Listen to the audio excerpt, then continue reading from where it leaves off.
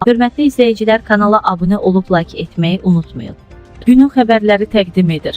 Aparıcı Kamilə Babayeva atasının ikinci evliliyindən danışıb. Axşam az xəbər verir ki, aparıcıya Astara verilişində illər sonra bacı və qardaşının olduğunu deyib. Heç vaxt demədim ki, atam olsaydı belə olardı. Düşünürdüm ki, belə olmalıymış, oldu. Məktəbdə dostlarımın atası yox idi, ağlayırdılar. Mən yox, atamı görməmişəm.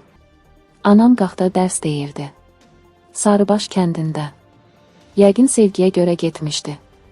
Qaxdan kimsə gələndə atamı tərifləyirdilər. Böyüdüm, bildim ki, atam evlənib. 2 övladı var, eşitdim ki, bacımın son zəngidir. Veşimi yığdım və getdim. Orada qardaşımı gördüm. O andan onunla çox dostlaşdıq. Bir müddət get-gəl olmadı.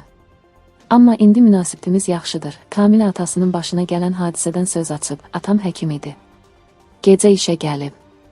Mərhumdan biri əlin atıb, qorxudub atamı. Danışıb bunu. Bir dəfə gecə işdən gələndə ona elə gəlib ki, qız arxada oturub güzgüdən ona baxır. Müavinətini itirib, maşın çırpılıb. Deyirdilər ki, gəlib onu tapanda man yararsız halda olub. Atam isə tərpənmədən oturubmuş. Ondan sonra onda xəstəlik yaranıb, unutqanlıq başlayıb. Belə müəyyən vaxtdan sonra yaddaşında unutqanlıq yaranıb.